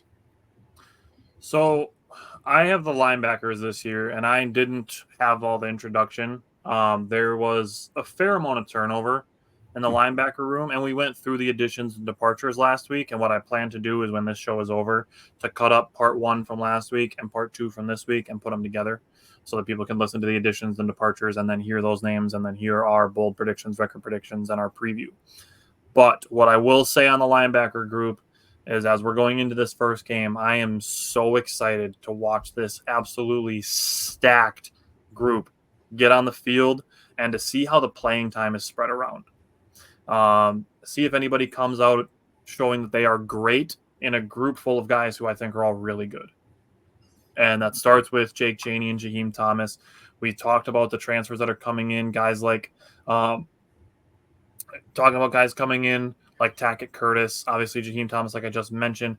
My dark horse to watch on the defensive side of the ball last week was a linebacker, Christian Allegro. So very excited to see how this linebacker group gets out on the field. And then Mike on the defensive side of the ball is going to watch the secondary. Yeah, so I'm really excited about this group. There was definitely some flashes of success, as we know from last season. You could argue it was probably the bright spot on this defense overall. So basically, I'm going to bring up our two cornerbacks, and then our slot corner, and then our 2 safeties that you're probably going to see for the most part, and mention some others in the 2 deep. So I'll start with the cornerbacks first. It starts with the All-American Ricardo. You guys know him. All-American, 7 interceptions last year. Just a brilliant season all around. He's going to be a huge part as to why we're going to be very good on defense this year. So no more to say than that. I would go with. So cornerback 2. He was my dark horse from last week. That it's Mr. Nizir Forkreen. I mentioned it last week. He grew to 6'2". He gained 20 pounds in the offseason from 170 to 190. Mentioned how, Coach Fick and Coach Collins absolutely raved about the guy, like how seriously he took his training because especially going into last season, he got on campus really late. He got a late start on some stuff. And I think, at the end of the day, it kind of caught up to him at the end of the year. So I think going into this season, he's going to be way more conditioned. He's going to be more primed and ready to go. And, he's going to have a tough task ahead of him because I think quarterbacks are still going to want to more so throw his way versus Rico, at least to start the year. There's going to be a lot of action his way, but yeah, he's definitely a big X factor into all of this. So, and then this is an interesting story, actually. So the starting slot corner, the guy's name is Max Lofi. Now, if Badger fans don't know who he is, he's got an interesting story to him. So he's been in the program for actually quite some time. I want to say he's going to be a 5th-year senior. No one remembers him from last year. That's because he was out all of last season. Now, it was back in November of 2022. He had an ankle injury. So he missed the rest of that season, and then it costed him all of 2023. And I want to credit Evan Flood. He actually wrote a really good article about this today or yesterday, I think it was, about his process, right? So when the new coaching staff came in, they literally had the only thing they could do with evaluating Max Lofi because he was hurt was watching his film from, the season before. That's literally all they had to go off of. They couldn't see him practice last year or anything like that. So it was mentioned in the article, like Lofi was talking about, like how many times there were some difficult conversations with the coaching staff in this process. Are you going to be a part of the future? Like what's the story here? And Luke Fickell actually talked about in his press conference actually on Monday. He said he was the most, besides Nizir Forkreen, he was the most improved player on the roster in spring and fall camp. I don't think there's another guy in our program that I have as much respect for because of the way he's handled everything. So this guy's had quite the off season, to say the least, and from where he's come from and now to take over that starting slot corner role, I think that speaks volumes for sure because the staff literally had no clue who he was for the most part until they finally got to see him in spring. And, I think it took a lot to, come back from that because they brought in RJ Delancey. we have Jonas DeCluna. We have Xavier Lucas, who's the highly touted freshman who I think might end. Well, he is in the 2 deep, but you guys get my point regarding this. So very excited to watch him grow. And then, as I mentioned, in the 2 deep, we got Xavier Lucas, who I think no matter what, he's going to see snaps this year. He's just one of those guys that you just can't keep off the field. The blazing speed, 6'2". He's going to get playing time for sure. Then you got RJ Delancey, Toledo transfer. Yeah, I'm sure he'll get some playing time here and there. And then to wrap it up, Jonas DeCluna, one of those transfers from Cincinnati. So that's the 2 deep in the cornerback room. And then for the safety room, it starts with our guy, everyone's guy, Hunter Wohler. 120 total tackles last year. Soon to be All-American in my view. He's going to be primed for a good year. He's a heart and soul of this defense. He's a big reason why I think this team takes a big step, not only as a program, but from a mentality standpoint too, being one of the captains as well. So just you're going to see him all over the field. You're going to see him blitz. You're going to see him come downhill and just mess up some dudes. So I want to see more of Hunter Wohler. We saw it a handful of times last year. I can think of 3 or 4 off the top of my head, where he comes around the edge of the offensive line and gets a run stop in the backfield when they're trying to go the other direction. Yeah. It's great.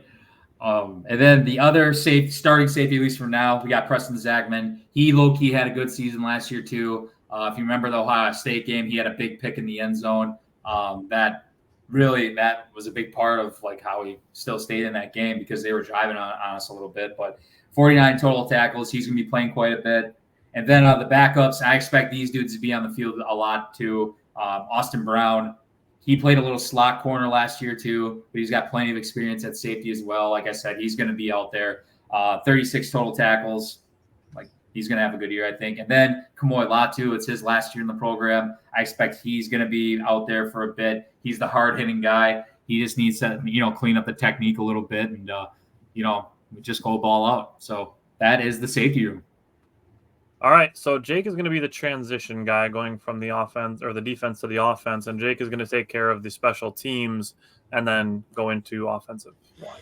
Yeah, so going to special teams, obviously we all know about Nathan Vakos. I gave some cool stats on him last year where he only missed 1 extra point in high school. It was the first one that he ever kicked, and then after that, he just made the rest of them because he was just like, yeah, I didn't like how I felt after I did that, so I'm just going to make all of them. So that was good on him. He had a little bit of a rocky start kind of season last year. Wasn't as highly touted as I thought, at least. He's a junior this year. Then we have sophomore Atticus Bertrams as our starting punter.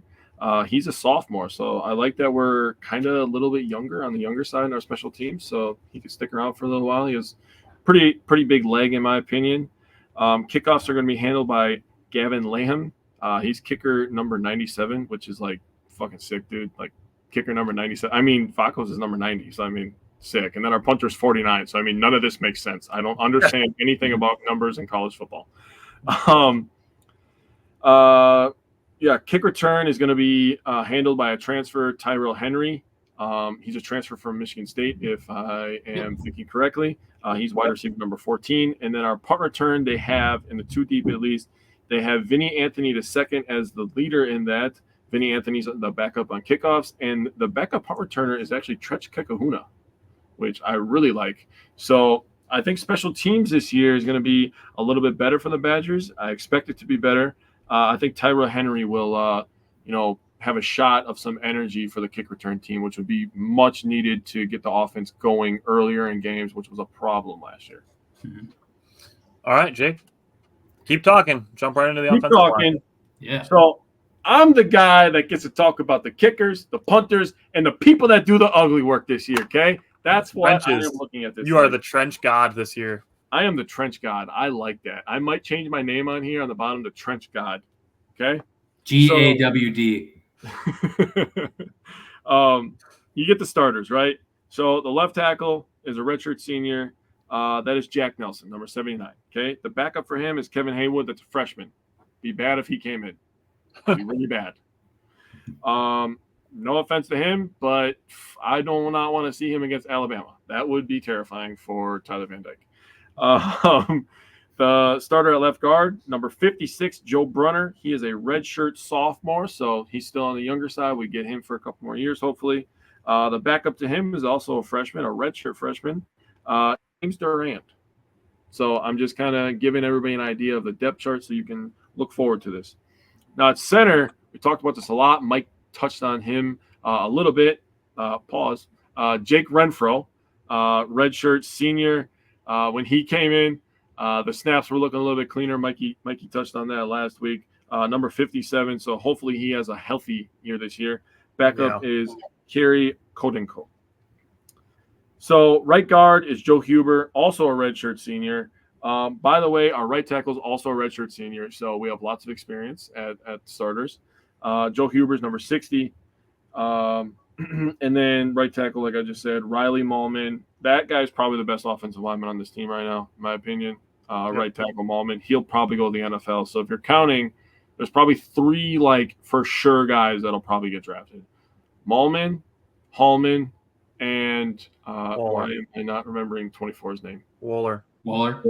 I'm sorry. I was so in tune with these offensive linemen that I forgot about the DBs. I'm sorry. That's Mikey's job. So right. That's why I'm here. Each other makes that tough. What'd you say? I said saying Mallman and Hallman right after each other makes it tough to remember anything else. Yeah, dude, they were rhyming, and I was just like, yo, what is happening? But that's the offensive line. Very senior-led, and they should be better. I hope for the sake of everything that is holy that they are better at run blocking this year because we are going to need to run the damn ball. I don't care about air raid or dairy raid or whatever the hell you want to call it. They need to run the ball. That's how football works. So I'm here to talk about the passing game. Get it. What a transition. Hammers on the run. We might have to change the order on that. I just had it so that we went in the same order of talking, but we might have to change that so that the O-line can lead to the run game first. But as far as the passing game goes, I'm going to keep it short and sweet. Looking at it, I just want to see who all gets involved. We talked last week again, all the guys in here. We talked about dark horse guys. We talked about breakout candidates. And there were guys all over the wide receiver rooms who were mentioned. Obviously, we know Will Pauling is really, really good. After that, I mean, Bryson Green, Tretch Kekahuna, CJ Williams, Quincy Burrows, Joe Griffin, Tyrell Henry, Vinny Anthony. I'm excited to see who all gets involved in this room. And, this not to make it a parallel, but one of the things that I've really enjoyed over the last 2 seasons with the Green Bay Packers is seeing how their passing game is distributed among all of the players that they have that can make plays. I'm really excited to see same thing with the Badgers this year, to see how the distribution goes as far as the passing game is concerned. So I can't wait to watch these wide receivers. And I'm really excited about this, the way that we're doing this and breaking it down so that I know that I'm focusing on the wide receivers, so that even during running plays, I can focus on how the wide receivers are blocking.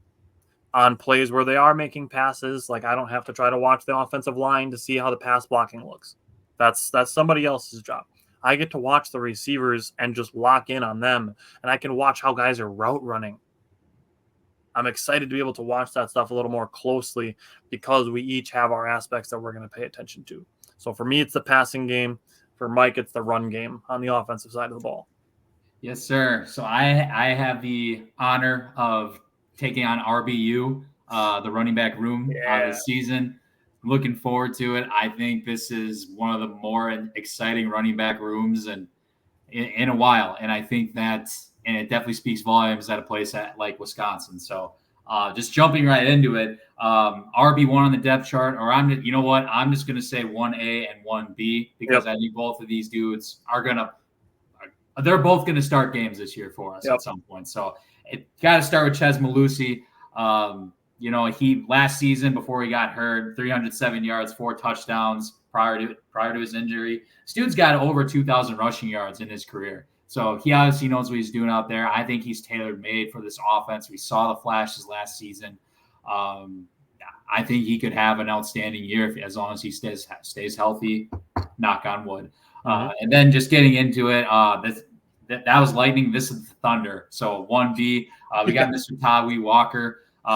We all mentioned him at some capacity last week.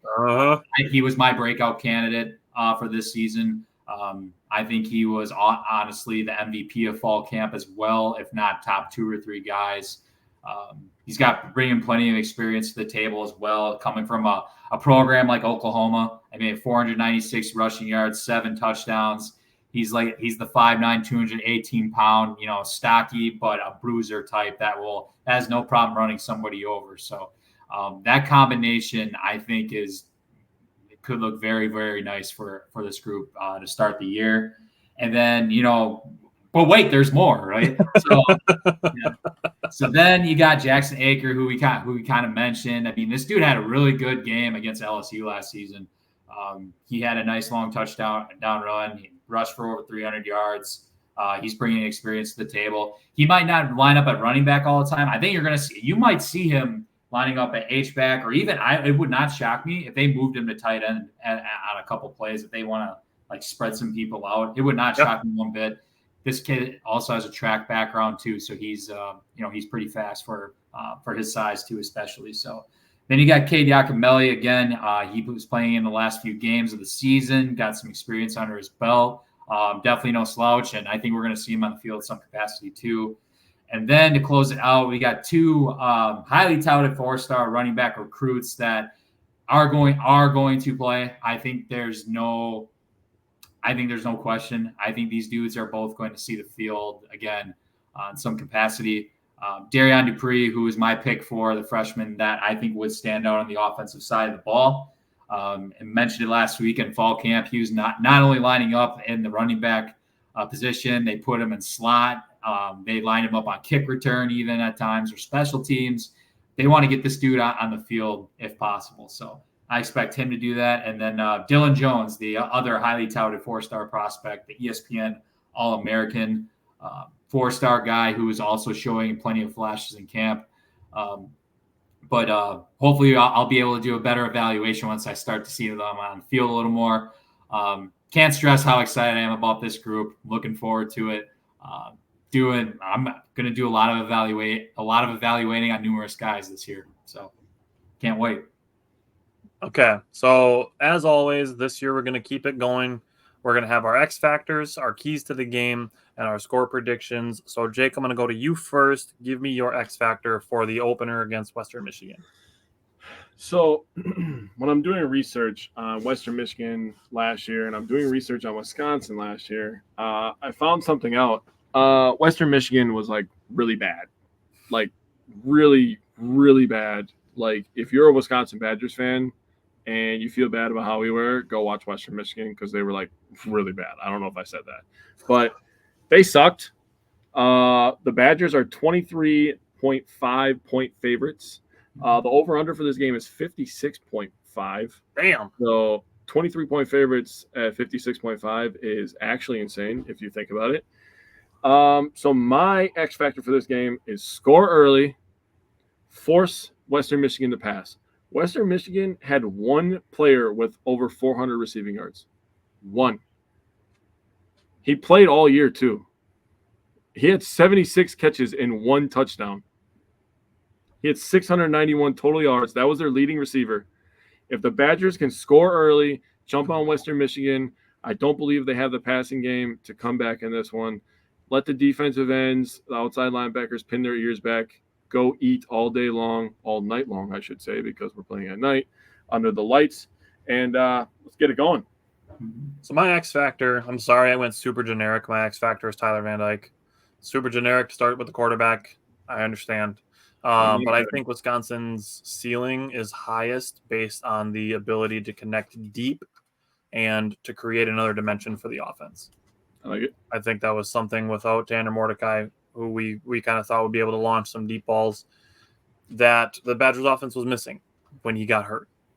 Yep. So I think Tyler Van Dyke's coming in, being known for being able to throw the deep ball. We have no tape of Tyler Van Dyke wearing a Badgers uniform playing in a game yet.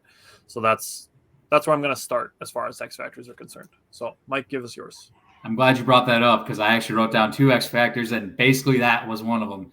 And I'm actually going to go extend off of that just real quickly. So you brought up Van Dyke and Tanner Mordecai. So one of the things that I was really looking at was actually the yards per attempt last year. Tanner Mordecai was 6.6 per yards per attempt. That is not that good. I would like to see us get overall. I would like to see Tyler Van Dyke maybe creep up closer to that 8-yard range or so, because as we know, we didn't really throw the deep ball that much at all last year for the most part. So, that's why we brought in Tyler Van Dyke. So I just wanted to throw the yards per attempt stat out there real quick. But no, I'm glad you brought that up. For me, it's pretty kind of generic too. I have the run defense. Because number one, we did struggle at that last year. Number two, Western Michigan. The one thing I could find on them is that they do have a 1,000-yard rusher, Jalen Buckley. So, and with the question marks on D line, that we've had since last year, like how's that going to look, right? Are we going to get pushed around, or how is that going to look? So, Kurt Neal, I have big expectations for him. This is his third year in the program. He's going to be a starter. He's had plenty of snaps.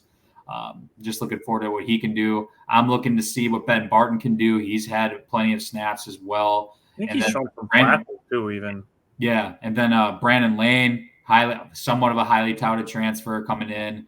And I think Dylan Johnson's going to end up getting some snaps too, the true freshman at some point as well. So, the run defense, the line of scrimmage part, mainly, can we stop the run early and force them to pass? And then we'll let Rico and company clean up the rest. All right, Jake, back to you. Give me your key to the game. So stop me if you heard this before, but stop the run. That's literally my key to the game. When I was further researching, he did average about 5 yards per carry, or a little bit over 5 yards per carry. So when I was looking at it, they played 3 or 4 quarterbacks. The leading quarterback had 1,500 yards, like I said already. They had their leading receiver at 691. So you look at it, they have a 1,000-yard rusher with that shitty passing game, averaging only 5 yards a carry. That's actually insanity. That makes 0 sense. None of that makes sense. So stop the run, force them to make plays through the air, where we have a guy like Ricardo Hallman where he can feast. We have a guy like Hunter Wooler that's going to rip your face off if you try to throw over the middle, and we'll just make it happen. But stop the run is what I had. So my key to this game, it's no mercy. Hey. The schedule gets hard. Take it personally. No. Don't, I'm not saying to look past Western Michigan, but there's going to be some mental gamesmanship, I think, for the Badgers early in the season, to look at it and be like, okay, we have Western Michigan.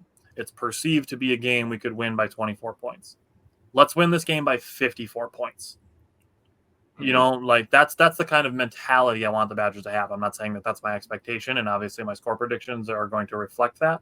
But that's the mentality that I'm looking for from the Badgers. I don't want it to be like a Buffalo game last year where it's like, oh, okay, that was a little closer than it should have been. I don't want to see anything like that. Yeah. I want to see the Badgers beat the hell out of a team that they, quote unquote, should beat the hell out of. Concur. So no mercy from the Badgers. I don't care if you're winning 40-10, win 47-10.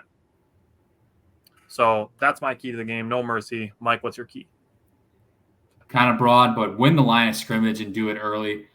We have so much experience on this offensive line. I think we should absolutely murder people in this first game. I could see both Ches and Tyler Walker each having 100 yards. Like, that's that's more so my expectation. I have high expectations for our offensive line this year. Last season, we didn't play clean ball at all. Every single show, I feel like one of us, probably each of us at some point, brought up whether it was the penalties or, missing blocks, anything along those lines. And It was just week after week after week. Now that our line, we're 1 year in the system now. We have, like I said, we have plenty of experience coming back. I have high expectations, and that might be the theme of like the team this year for me in general, is that line of scrimmage, because when you have teams coming in like in Alabama that are going to have 4- and 5-star D tackles, or O-line for them in this case, like it's going to be about the line of scrimmage, I think, at the end of the day, not necessarily the talent, like the line of scrimmage ultimately. So no, I would love to, just run over some dudes early and just like take that whole D line of theirs out of the game and don't let Tyler Van Dyke get touched.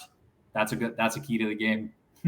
Well, Reggie's jumping ahead, getting the score predictions. Reggie said 56-10 Badgers. So, Jake, give me your score prediction from the head. I don't know if that's from the heart, Reggie, or that's what you're thinking from the head as you're more analytical, but just like anything else, we have a head and heart score prediction coming this week. So, Jake, give me your score prediction from the head. 30-17 Badgers. Okay. My score prediction from the head is 30-10. Okay, Mikey. 27-13 from the head. Ooh, a little closer. All right. Okay. Jake, give me your score prediction from the heart. 45-13. Ooh. From the heart, I have 34-6. Oh, damn. 42-10. What'd you say? 42-10 from Mike. 42-10. All right. I would love any of our. We got Reggie. We got Reggie out here, 56-10. Reggie, if your score prediction happens, I'll send you something in the mail. I'm gonna look it up. I'm gonna write it down actually. 56-10. There we go. Reggie's score prediction is right next to mine. 56-10. If that happens, I'll send you a package. Be much better with 13 more points. Just saying. We'll see what happens. 28-6 from the head. Damn, Reggie. 6 from the head. Okay. Ooh. Connor said 52-14. Damn, you guys are excited for some offense here. Holy crap! I think all you guys watch our offense last year. Season. Did you watch that? I watched that. What's that? Our offense last year. Yeah, it wasn't pretty. Not at all. I will say, not having Renfro in was a big downgrade at the center position. We talked about that. He said, "That's my heart." Okay, well, I sure hope so. But the offensive line in general, like I said, a lot of seniors, man. I'm expecting a lot out of them too, Mikey. Also, you're not watching the line of scrimmage. That's my job this year. You understand?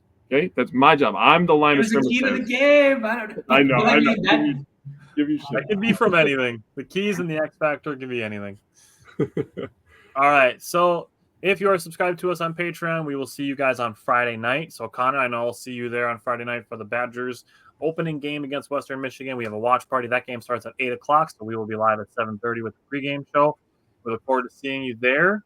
Other than that, Connor said his score prediction from the head is 32-7. All right, I'm with that. Other than that, we will be back Friday night, obviously, for the Patreon show.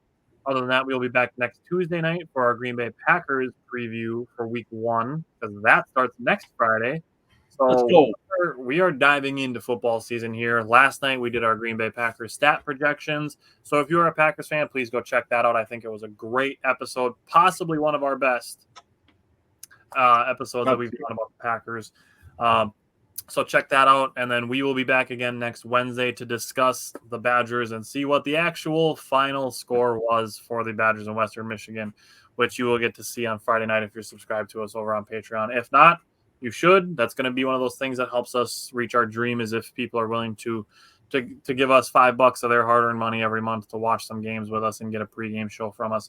If we can get 1,000 people to do it, that would be enough for me to be able to quit my job and focus on the show full time. So we have about 995 people to go, but you got to start somewhere. So hopefully we will see everybody over on Patreon on Friday night, and we will be back next week, Tuesday and Wednesday, for some more football and baseball discussion. So we will see you guys then, and thanks for tuning in.